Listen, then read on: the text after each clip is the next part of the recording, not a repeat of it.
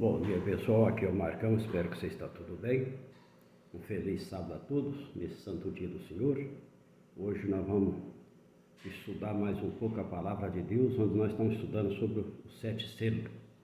Nós vamos dar continuidade, né? Que bom que você está aqui, alguns não estão, mas aqueles que vão ouvir, aqueles que vão ouvir depois, que Deus dá sabedoria para compreender a palavra dele. Vamos orar? Querido e bom Pai que está no céu, a nossa gratidão pela oportunidade que o Senhor nos dá nesse seu santo dia de nós poder estudar um pouquinho da Santa Escritura e ouvir a Tua palavra. Ajuda-nos a compreender, ajuda-nos a colocar em prática. Os seus santos anjos, Espírito Santo, vem fazer presente, é o que nós te pedimos agradecido em nome de Jesus. Pegaram a Bíblia?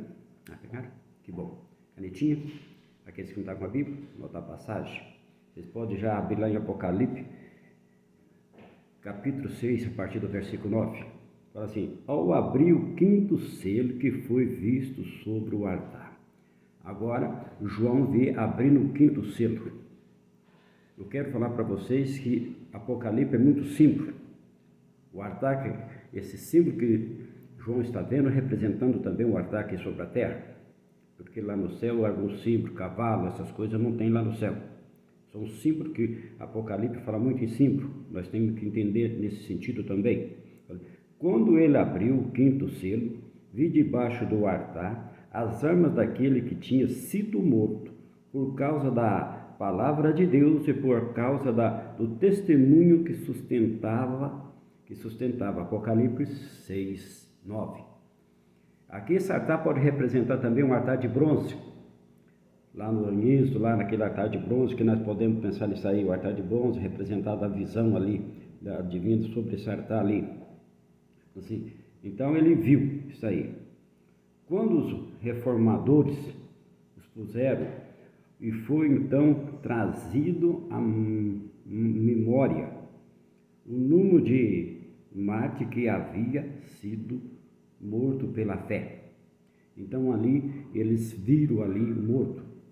Hoje, em alguns lugares, e eu não estou querendo falar em iluminação de igreja, mas alguma igreja tem o seu morto debaixo do altar, ainda tem.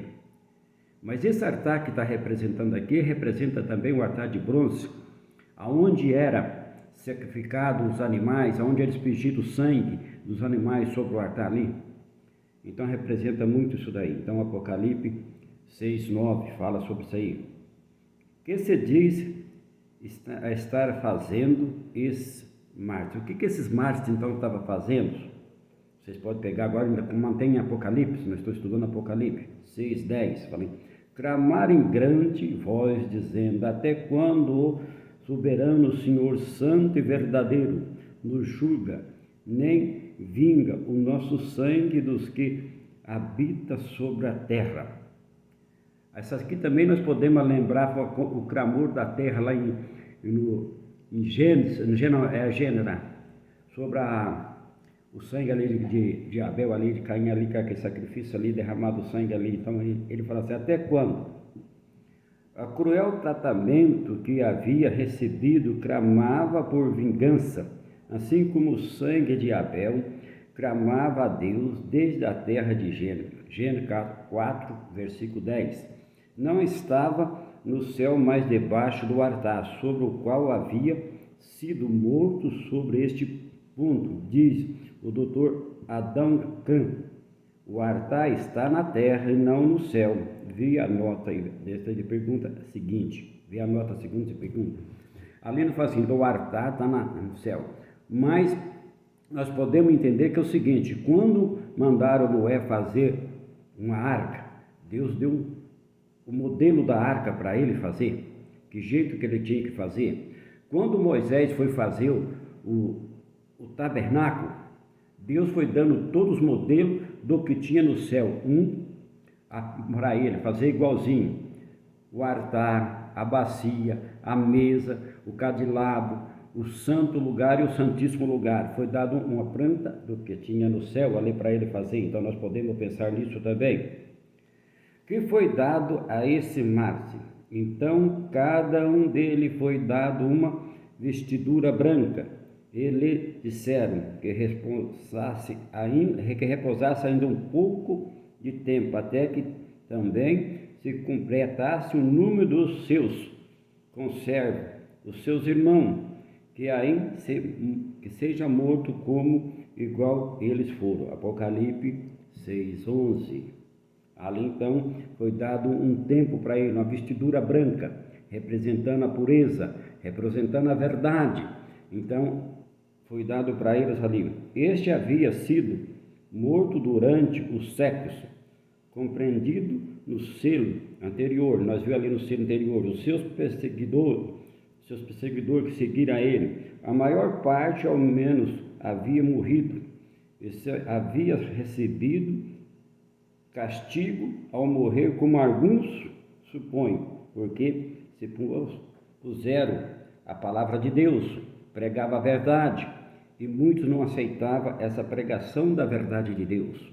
A perseguição seguia, e muito foi morto então pelo testemunho de Jesus Cristo.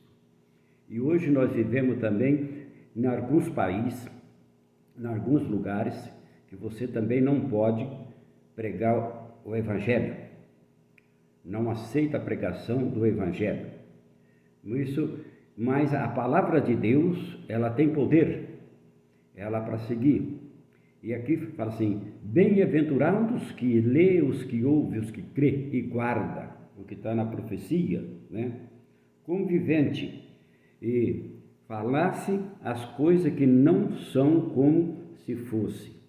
Lá em Juízo 9, 8 e 15, Hebreu 2, 11, Romano 4, 17. Esse Marte havia se sucumbido com uma heresia debaixo da escuridão, superstição do selo anterior, coberto de ignomia e vergonhões. Agora a luz da reforma do seu verdadeiro caráter aparece, são visto como justo, e daí será dado a veste branca, linho fino, são os ratos da justiça do santo. Apocalipse 19, 8. Justiça lhe atribui, após a vereda, repousando por mais um pouco debaixo do altar, até que outros que deveriam perecer por causa da fé o seguia.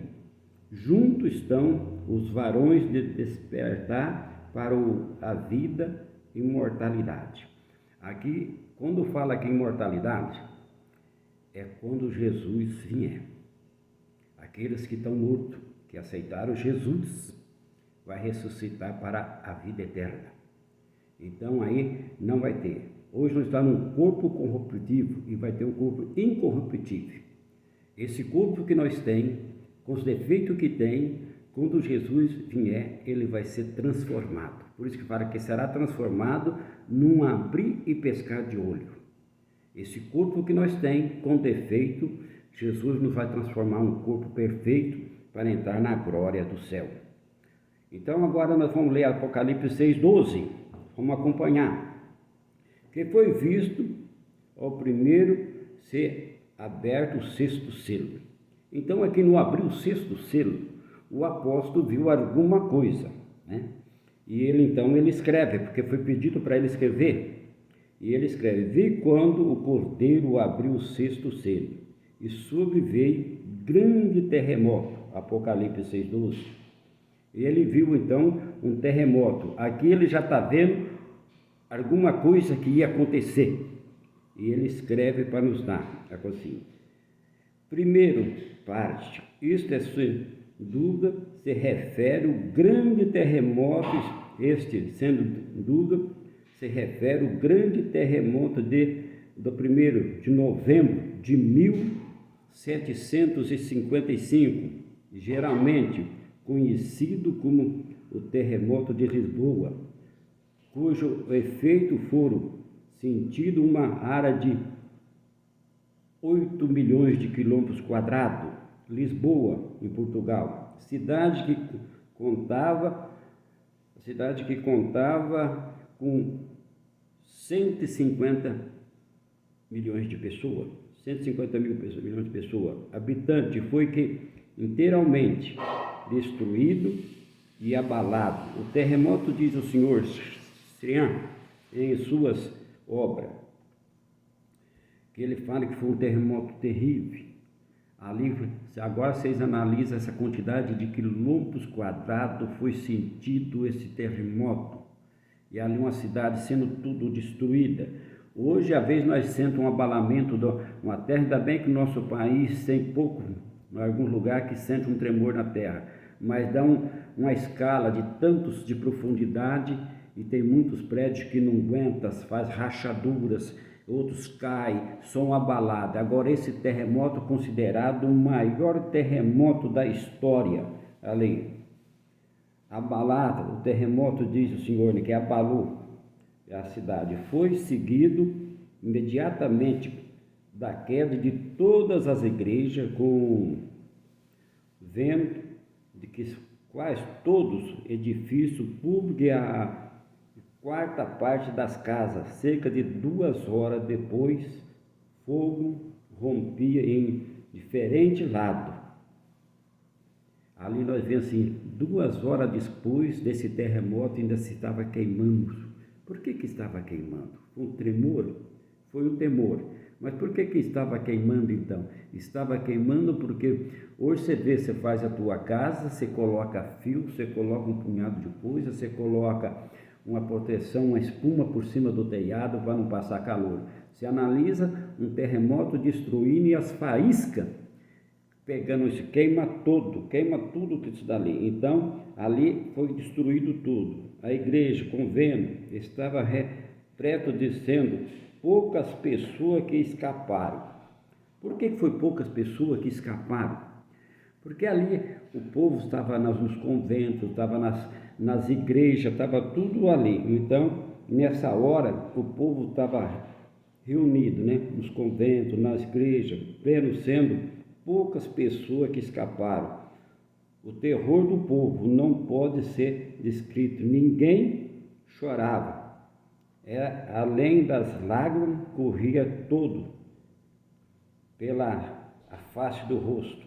Não tinha como mais chorar. Mãe desesperada, porque seu filho tinha desaparecido, marido desaparecido. O maior terremoto da história foi esse de Lisboa, quando as mães esqueciam os filhos, corria ao redor, de um lado para outro, caçando.